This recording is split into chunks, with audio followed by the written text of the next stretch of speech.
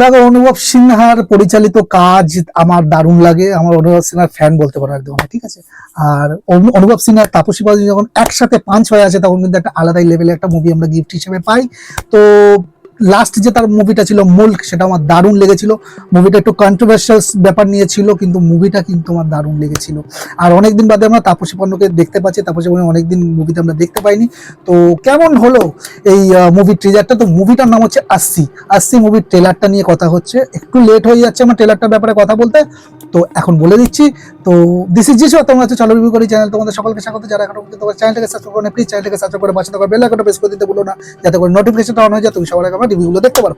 তো ৮০ মুভির ট্রেলারটা আমার কেমন লেগেছে সেটাই বলবো। দেখো, ট্রেলারটা শুরুই হয় এক গভীর অস্বস্তি আর টান উত্তেজনা দিয়ে। সিনেমাটি মূলত ভারতের নারীদের উপর যে ক্রমবর্ধমান যৌন সহিংসতা বিরুদ্ধে এবং তীব্র একটা চপাটাঘাত বলতে পারো। টাইটেল ৮০ এসেছে একটা ভয়াবহ পরিসংখ্যান থেকে। আমাদের দেশে প্রতিদিন গড়ে অন্তত ৮০টি ধর্ষণের মামলা নথিভুক্ত হচ্ছে। সেই মানে পরিসংখ্যানকে কেন্দ্র করেই কিন্তু এই মুভির টাইটেল রাখা হয়েছে ৮০। ট্রেলারে তাপসী পান্নুকে দেখা গেছে একজন নির্ভীক এবং জেদি উকিল রাবির চরিত্রে। তার চোখের চাউনি আর কোর্টরুমের সংলাপগুলো এক কথা ইলেকট্রিক। বিশেষ করে মুখে কালি লেপা অবস্থায় তার সেই অবিচল ভঙ্গিটি সিনেমাটির মূল প্রতিবাদী সূত্রকে কিন্তু ফুটিয়ে তুলছে। মুল্ক, আর্টিকেল 15 আর থাপ্পড়ের পর অনুভব সিনহা আবার ফিরেছেন তার চেনা ফর্মে। ট্রেলারের সিনেমাটোগ্রাফি বেশ এবং ডার্ক, যা সমাজের নোংরা দিকটাকে আয়না দেখিয়ে দিয়েছে। আর শুধু তাপসী নয়, ট্রেলারে কানি কুসরতি এবং মোহাম্মদ জিশান আয়ুবের অসহায়ত্ব বুক কাঁপিয়ে দিচ্ছে। এছাড়াও নাসিরুদ্দিন শাহ, রেবতী, মনোজ পাওয়ার এবং কুমুদ মিশ্রের মতো অভিনেতা উপস্থিতি কিন্তু সিনেমাটাকে একটা অন্য মাত্রায় নিয়ে যাচ্ছে। এই মুভির পরিচালক অনুভব সিনহা, যেটা আগে বললাম, প্রধান চরিত্রে থাকছে তাপসী পান্নু, কানি কুসরতি, জিশান আয়ুব। জনরা এই মুভিটা বলতে পারো ইনভেস্টিগেশন বা কোর্টরুম ড্রামার সাথে। রিলিজ ডেট কিন্তু দিয়েছে এরা 20 ফেব্রুয়ারি 2026।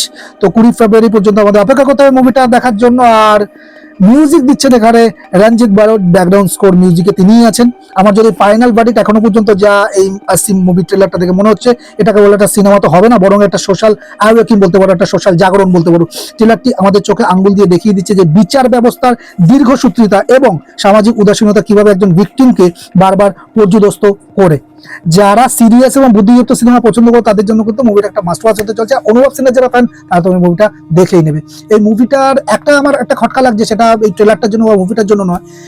ফিমেল কেন্দ্রিক যে কাজগুলো ইদানিং আসছে, সেগুলো কিন্তু খুব একটা আলোড়ন সৃষ্টি করতে পারছে না হলে। তো লাস্ট আমরা রানী মুখার্জির যে মুভিটা এলো মার্দানি 3, সেই মুভিটা কিন্তু খুব একটা ভালো রেসপন্স দেখাতে পারছে না। তো আরো একটা ফিমেল কেন্দ্রিক মুভি আসছে, যদিও এর মানে কোর যে মেসেজ এবং এই যে সামাজিক যে বার্তাগুলো, সেগুলো দারুণ এবং হার্ড হিটিং। এই মুভির যে ট্রেলারের যে প্রত্যেকটা মানে কিছু ডায়লগ আছে, সেগুলো কিন্তু এখন থেকে হার্ড হিটিং। তো মুভিটা আমি চাই যে একটা বড় সড়ো হিট হোক, মুভিটা ভালো হবে এটা আশা রাখছি। তো 20 ফেব্রুয়ারি পর্যন্ত আমাদের অপেক্ষা করতে হবে।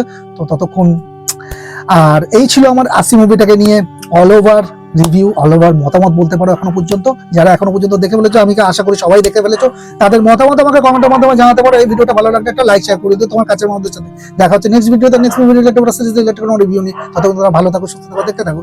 চলো রিভিউ করি, টাটা।